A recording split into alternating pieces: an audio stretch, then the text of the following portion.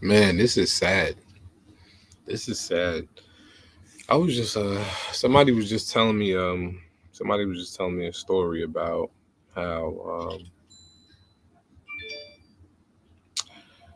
somebody was telling me a story about how the pastor in their church, um this young dude, and he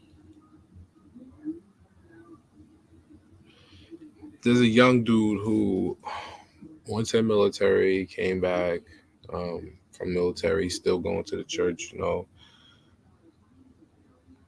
and the pastor, was asking him to help in the church and do different things. So he wound up um, falling asleep after helping the pastor. I believe the pastor put something inside his drink, and the pastor was basically fondling him, trying to have sex with him. Um, and it's just embarrassing, man. A grown man, like, who wants to go through something like that? Like, that's embarrassing. It's embarrassing.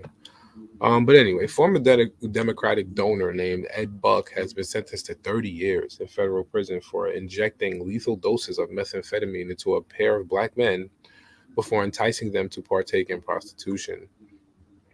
According to reports, the 67-year-old would often target young black men who were experiencing homelessness or poverty before encouraging them to come back to his apartment for sexually charged encounters, where Mr. Buck would distribute drugs, much to their detriment.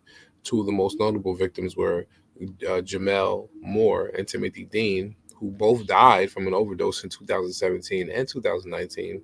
According to the sentencing memorandum, Buck drugged both men with methamphetamine until they became comatose. Like, basically, they were just incoherent, like they were done. And this is at his West Hollywood apartment. What he called the party and play sessions. Um, Remember what I just said? West Hollywood, right?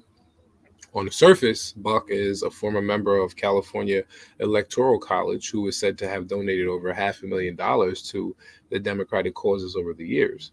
But in the shadows, he surfed the internet, including social media platforms and escort services, in search of his next victims. This undoubtedly, of course, contributed to the fact that there were more than 20 witnesses who testified during his 2 week trial. In the end, the Phoenix native was convicted on 2 counts of distribution of controlled substances, resulting in death. And this was sourced by Yahoo News. Salute to whoever the contributor was over there at Yahoo who put this out. But yeah, be careful, women and men. It's one back in the day we used to be able to just say, be careful going out there. Use a woman. You should be walking out there at night. Have somebody, a male or 2 males or 3 males, escort her home. Now you got to tell men to be careful because there's dudes out there that's going through stuff, and there's men that's taking advantage of them. So, love, life, and loyalty is the motto. Stay safe, stay real, and stay true. You rock with me, I rock with you. Let me know how y'all think about that. Leave your questions and comments, and please do not forget to put some pressure on that subscribe button and hit that notification bell. Peace.